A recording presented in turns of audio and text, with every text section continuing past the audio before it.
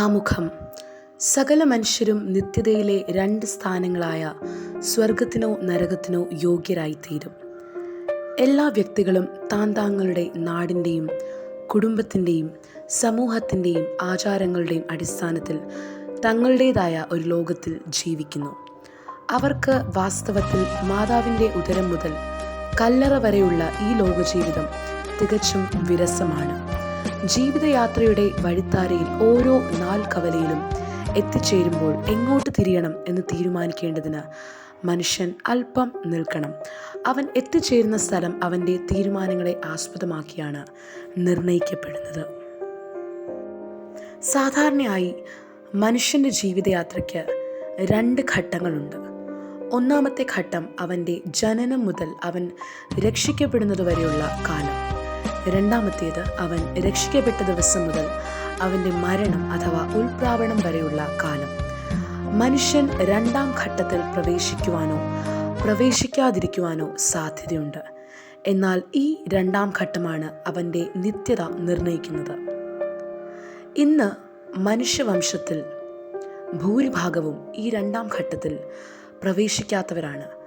അവർ നിത്യനരകത്തിലേക്ക് അഥവാ ദൈവത്തിൽ നിന്ന് നിത്യമായി അകന്നുപോകുന്നു. ഇതാണ് മനുഷ്യന് ചൊവ്വായി തോന്നുന്ന വഴി എന്ന് ബൈബിൾ പറയുന്നു. സദൃശ്യവാക്യം 14:12. എന്നാൽ രണ്ടാം ഘട്ടം എന്നതോ എല്ലാ മനുഷ്യർക്കും മുൻപിൽ തുറന്നിരിക്കുന്ന തിരഞ്ഞെടുപ്പിനുള്ള ഒരു സ്വാതന്ത്ര്യമാണ്. ഒരുവൻ യേശുക്രിസ്തുവിനെ സ്വന്തം രക്ഷകനായി സ്വീകരിച്ച് രണ്ടാം ഘട്ടത്തിലേക്ക് പ്രവേശിക്കുമ്പോൾ തൻ്റെ ജീവിതത്തിലെ ശരിയായ തിരഞ്ഞെടുപ്പ് അവൻ നടത്തുന്നു. അവൻ ഒരു പുതിയ വഴി കണ്ടുപിടിച്ച് മറ്റൊരു ദിശയിലേക്ക് തിരിയുന്നു.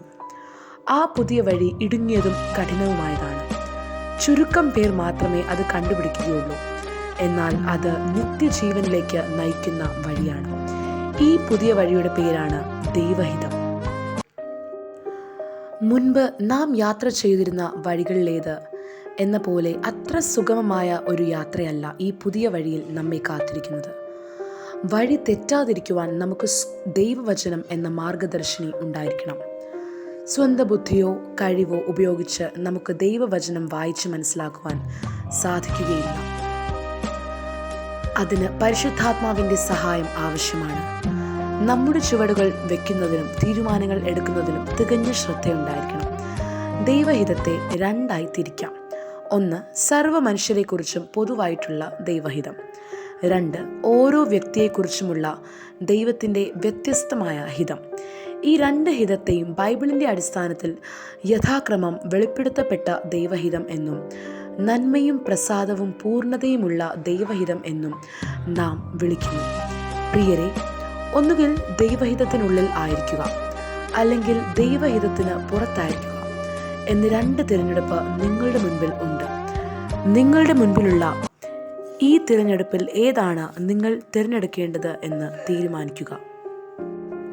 നിങ്ങൾ നിശ്ചയമായും അറിഞ്ഞിരിക്കേണ്ടതും ഓർത്തിരിക്കേണ്ടതുമായ പ്രധാനപ്പെട്ട രണ്ട് വസ്തുതകളുണ്ട്.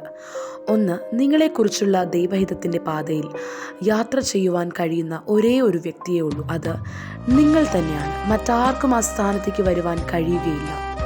രണ്ട്, നിങ്ങളുടെ യാത്രയിൽ ആദ്യാവസാനം നിങ്ങളോടൊപ്പം വരുവാൻ യേശുവിനല്ലാതെ മറ്റാർക്കും കഴിയുകയില്ല. ഈ ഭൂമിയിൽ നിങ്ങൾക്ക് ലഭിച്ചിരിക്കുന്ന ഒരേ ഒരു ജീവിതത്തിൽ ഏറ്റവും ഉത്തമമായ തീരുമാനത്തിൽ എത്തിച്ചേരുവാൻ നിങ്ങളെക്കുറിച്ചുള്ള ദൈവഹിതം പൂർണ്ണമായി നിറവേറ്റുവാൻ ഈ പുസ്തകം നിങ്ങളെ സഹായിക്കട്ടെ എന്ന പ്രാർത്ഥനയോടെ ഞങ്ങൾ ഈ പുസ്തകം ദൈവനാമ മഹത്വത്തിനായി സമർപ്പിക്കുന്നു. 1 യോഹന്നാൻ 2:17. ലോകവും അതിൻ്റെ മോഹവും ഒഴിഞ്ഞു പോകുന്നു, ദൈവേഷ്ടം ചെയ്യുന്നവനോ എന്നേക്കും ഇരിക്കുന്നു.